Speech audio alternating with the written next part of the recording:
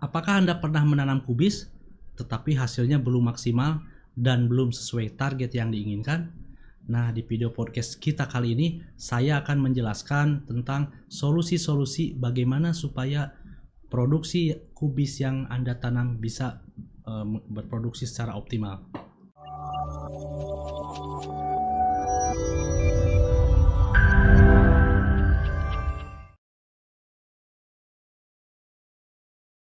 Halo, selamat datang di channel YouTube kami, NPK Mutiara TV. Di channel ini, Anda akan mendapatkan informasi dan edukasi seputar pertanian, khususnya nutrisi tanaman. Tonton video-video kami, jangan lupa like video kami, subscribe, dan pentung tanda loncengnya untuk terus mendapat update dari kami. Halo sahabat Mutiara, kembali lagi bersama saya, Yayan Wiandiana. Di episode video podcast kita kali ini, saya masih membahas tentang kubis. Lebih spesifiknya di sini yang dibahas adalah solusi-solusi supaya produksi kubis yang Anda tanam bisa berproduksi secara optimal. Namun, sebelum mulai, jika ada pertanyaan yang ingin disampaikan, silahkan tulis di kolom komentar. Dan juga, jika sahabat Mutiara ingin mengajukan topik yang lainnya, tulis juga di kolom komentar YouTube kami. Selanjutnya, marilah kita simak materi presentasi dari kami. Sahabat Mutiara, kalau berbicara masalah produksi yang belum optimal, itu sebenarnya banyak faktor yang mempengaruhi. Nah, di sini pupuk itu hanya salah satu saja dari faktor pembatas produksi, dan ini bisa dijadikan solusi supaya tanaman kubis yang Bapak tanam di lapangan bisa berproduksi secara optimal. Nah, selanjutnya, sejauh mana sih sebetulnya peranan unsur hara untuk tanaman kubis supaya berproduksi secara optimal? Nah, sebenarnya gini sahabat Mutiara, tanaman itu secara umum itu memerlukan 12 unsur hara. Unsur hara tersebut ada unsur hara makro dan ada unsur hara mikro. Nah, ke-12 unsur hara ini diperlukan tanaman dalam jumlah yang besar, terutama unsur hara makro.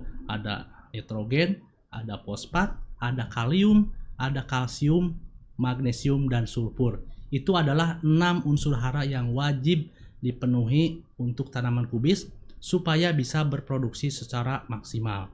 Nah, selanjutnya ada unsur hara mikro. Unsur hara mikro itu kebutuhannya sedikit, tetapi jika unsur hara tersebut tidak terpenuhi untuk tanaman kubis, nah itu jadi faktor pembatas kubis dalam menghasilkan bobot berat ketika dipanen, sahabat Mutiara. Nah, di sini ada disebut hukum minimum kalau di dunia pertanian itu. Jadi hasil pertanian itu atau hasil produksi itu mengikuti berapa unsur hara yang paling sedikit diberikan. Jadi misalkan gini, sahabat Mutiara memberikan nitrogennya cukup, fosfatnya cukup, sedangkan kaliumnya tidak cukup. Nah, itu produksi itu mengikuti kalium. Jadi unsur kalium itu jadi faktor pembatas untuk produksi yang ditanam, terutama ya hasil panen ya sahabat Mutiara.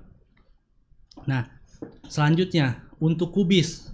Nah, sebenarnya kami dalam menentukan berapa sebenarnya unsur hara yang dibutuhkan untuk tanaman, terutama di sini kubis, itu kami ada perhitungan, dasar perhitungan. Jadi ketika sudah tahu dasar perhitungannya itu seperti apa, baru kami bisa menentukan jadi unsur apa yang wajib diberikan untuk kubis ketika ada defisiensi atau kekurangan hara.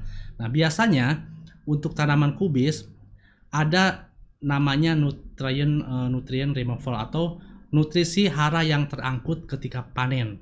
Nah, di sini sahabat Mutiara bisa lihat untuk golongan kubis dari kubis merah, ada kubis putih, ada Savoy kubis. Biasanya yang lebih dominan itu, yang banyak terangkut itu adalah nitrogen dan kalium. Meskipun sebenarnya unsur P, terus unsur magnesium dan unsur yang lainnya itu perlu. Tetapi ini yang paling dominan adalah nitrogen dan kalium. Jadi untuk kubis memberikan unsur hara N dan K dalam jumlah lebih besar itu wajib diperhatikan atau wajib diberikan. Karena apa? Dari nutrient removal atau dari unsur hara yang terangkut ketika panen itu ternyata nitrogen dan kalium itu yang paling besar. Nah, ini ada beberapa literatur yang kami dapat bahwa dari dua literatur ini sahabat Mutiara bisa lihat dari yang paling atas itu memang dari Krug et al. 2002 tahun 2002. Jadi nitrogen dan kalium itu memang paling banyak terangkut untuk semua golongan kubis. Terus yang bawah sama, nitrogen dan kalium itu paling banyak dominan diserap oleh kubis ketika panen. Nah, untuk kubis sendiri itu rata-rata berapa sih sebetulnya kebutuhan unsur hara makro primer ya? Makro primer itu NPK yang dibutuhkan untuk kubis selama satu satu musim atau satu fase pertumbuhan. Biasanya tuh kisaran ya sahabat Mutiara.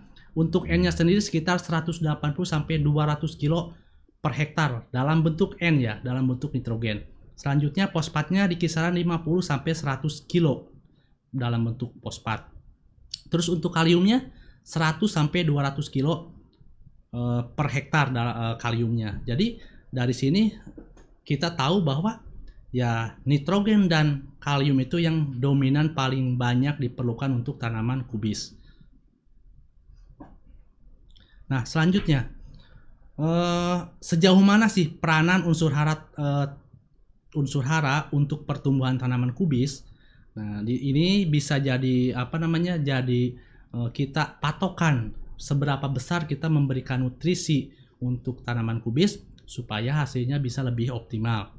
Sahabat Mutiara, kubis itu ada 3 fase pertumbuhan penting di tanaman kubis itu.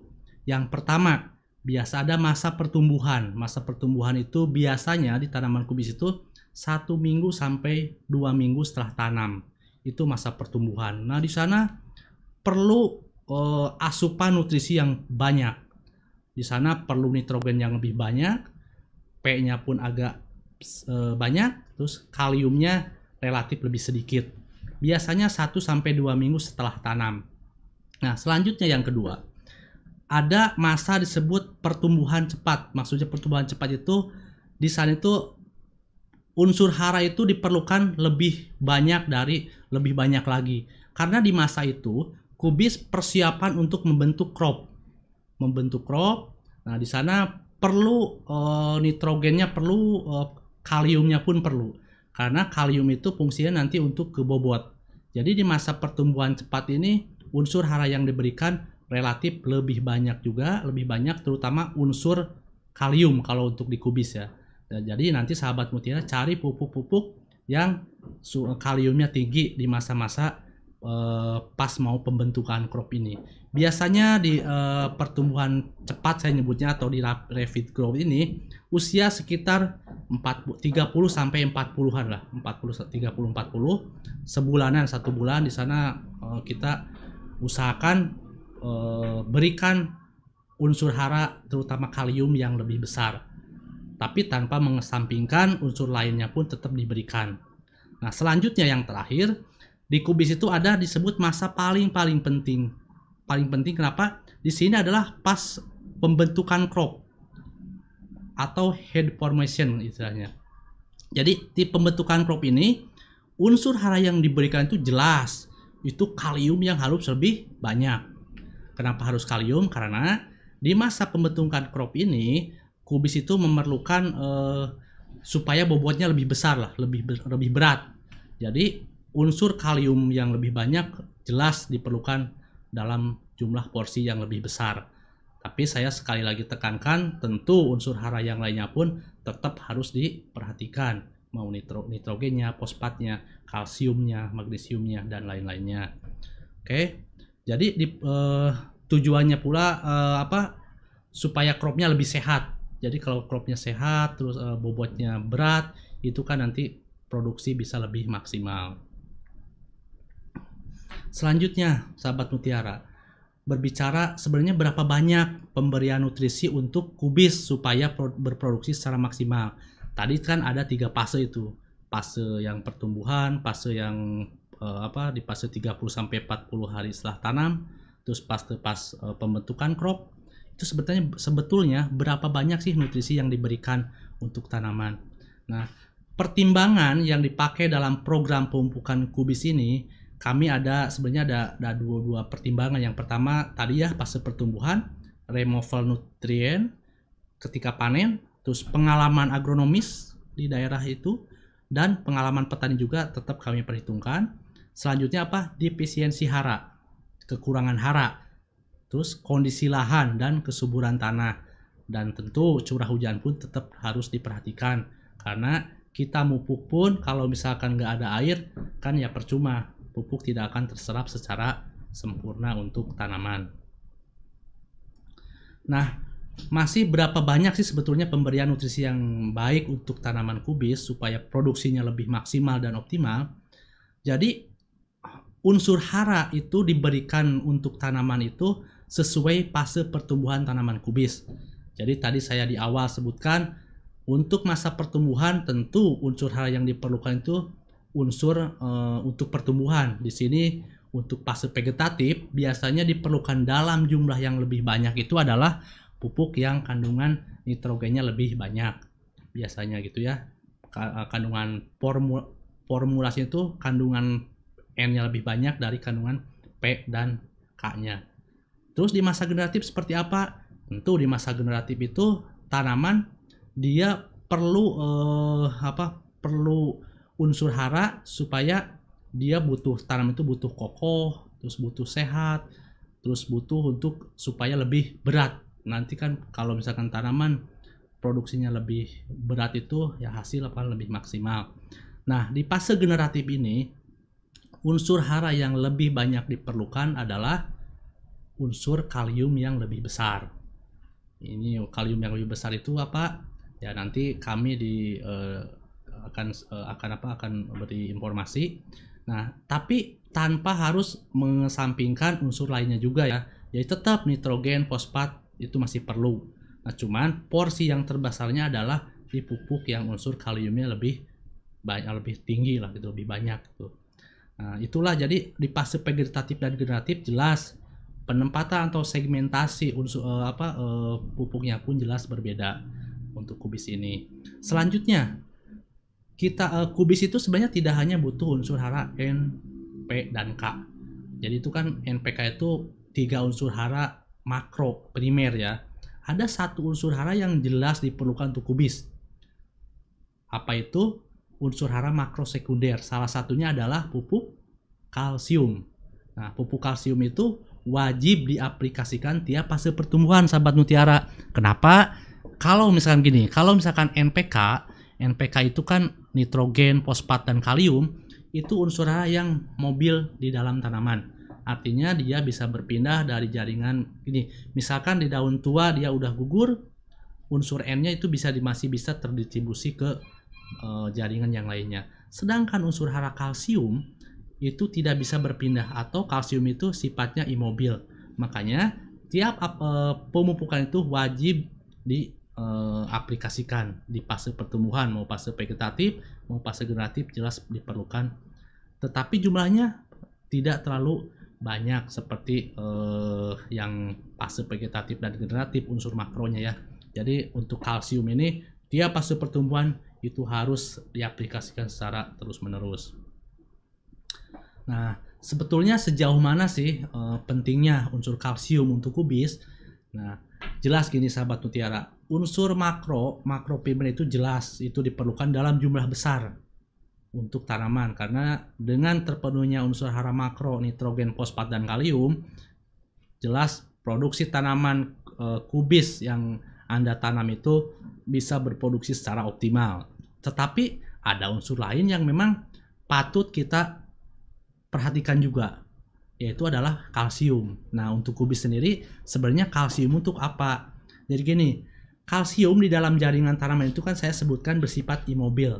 Artinya tidak bisa berpindah dari daun tua ke pucuk, ke tunas atau ke pucuk ya, atau ke daun muda. Nah, jelas itu. Terus kalsium juga berperan dalam menghambat gangguan penyakit.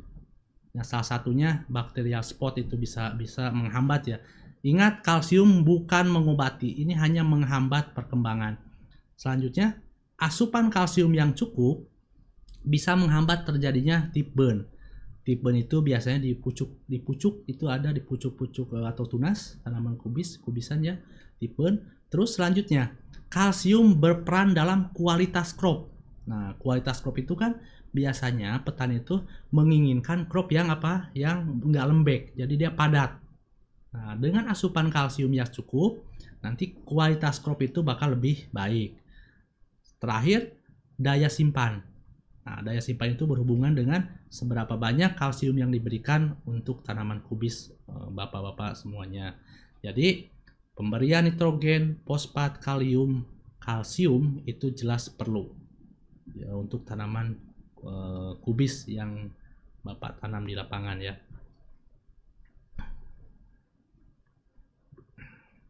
Nah, ini rekomendasi pemupukan kubis. Ini sebenarnya acuan saja sahabat mutiara. Jadi rekomendasi pemupukan tanaman kubis, tapi ini sistemnya sistem tabur ya. Sistem tabur. Untuk di masa 1 hari sampai 7 hari setelah tanam, biasanya ya tadi saya sebutkan dia pertumbuhannya memerlukan N yang tinggi kan. N yang tinggi itu kami ada untuk sumber N tinggi, ada Mutiara Sprinter. Dosisnya 100 kilo per hektar. Nah, ditambah Karate Plus Boron. Karate Plus Boron ini adalah pupuk sumber kalsium. Jadi sudah lengkap di PC vegetatifnya NPK Mutiara Sprinter 100 kilo ditambah 100 kilo lagi Karate Plus Boroni. Nah, selanjutnya usia 20-25 hari setelah tanam itu mulai memasuki fase generatif. Ingat, di fase generatif itu tadi saya sebutkan butuh unsur kalium yang lebih banyak. Nah, pupuk yang diberikan untuk di masa ini adalah Mutiara Grower. Jadi dosis yang diberikannya sekitar berapa? 200 kg per hektar ditambah 100 kg Karate Plus Boroni 100 kg.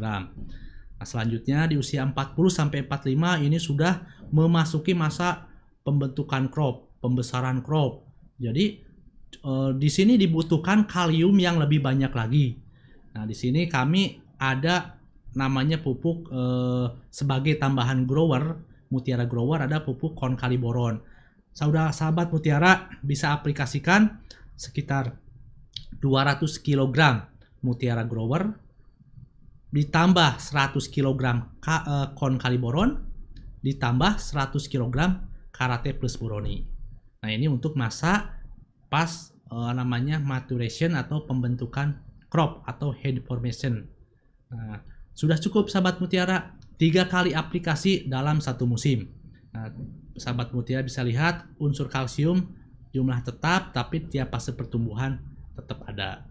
Nah, ini adalah rekomendasi pemupukan rekomendasi yang diberikan oleh kami. Saya semoga rekomendasi ini sebagai acuan saja. Silahkan sahabat Mutiara nanti disesuaikan dengan kondisi lahan dan kondisi lahan di tempat sahabat Mutiara berada. Mungkin seperti itu rekomendasi pemupukan untuk tanaman kubis. Semoga bisa bermanfaat untuk diaplikasikan di lahan sahabat Mutiara semuanya. Sahabat Mutiara bisa diikuti Facebook Merauke Tetap Jaya, jangan lupa di likes. Terus ada Instagram Merauke Tetap Jaya, itu juga jangan lupa follow Instagram PT Merauke Tetap Jaya. Nah, satu lagi ada NPK Mutiara TV, itu YouTube kami. Sahabat Mutiara silahkan di subscribe dan pentung tanda loncengnya supaya apa? Supaya nanti informasi yang berkaitan dengan edukasi bisa sahabat Mutiara terus diikuti. Selanjutnya ada komunitas NPK Mutiara itu di Telegram ya sahabat Mutiara. Jadi di sini sahabat Mutiara bisa berdiskusi seputar pertanian. Jadi di sini sahabat Mutiara silahkan berdiskusi seluas-luasnya. Satu lagi, kami ada web npkmutiara.com. Nah, di sana sahabat Mutiara informasinya bakal lebih lengkap. Silahkan dikunjungi web NPK Mutiara kami Mudah-mudahan informasi-informasi nanti yang ada di web kami bisa lebih bermanfaat untuk sahabat mutiara. Jadi sahabat mutiara, untuk mengoptimalkan produksi tanaman kubis supaya bisa berproduksi secara optimal, jadi sahabat mutiara harus penuhi semua kebutuhan unsur haranya. Meskipun saya garis bawahi bahwa unsur hara itu hanya salah satu faktor dari sekian banyak faktor yang bisa mempengaruhi atau faktor pembatas untuk produksi tanaman kubis. Nah, di sini saya tekankan kembali untuk kubis di masa vegetatif penuhi unsur nitrogen yang paling banyak. Artinya unsur N-nya porsinya lebih banyak daripada unsur P dan K. Selanjutnya di masa generatif penuhi kebutuhan kaliumnya yang lebih banyak. Artinya nitrogen, fosfat, kaliumnya itu porsi kaliumnya lebih banyak. Tentu ini pun sahabat mutiara harus ingat juga bahwa kalsium juga begitu penting peranannya untuk tanaman kubis. Jadi untuk tanam kalsiumnya itu diaplikasikan di masa vegetatif dan generatif. Seperti itu sahabat mutiara. Demikian video podcast kali ini. Nantikan video podcast berikutnya dengan topik yang lainnya. Jika ada pertanyaan, sahabat mutiara silahkan tulis di kolom komentar. Dan jika video podcast ini dirasa bermanfaat, silahkan sahabat mutiara bagikan sebanyak-banyaknya di medsos sahabat mutiara. Dan jangan lupa subscribe NPK Mutiara TV dan pentung tanda lonceng supaya sahabat mutiara semua bisa mendapatkan informasi-informasi yang lebih up to date dari video podcast kami. Stay healthy, jaga jarak, salam mutiara.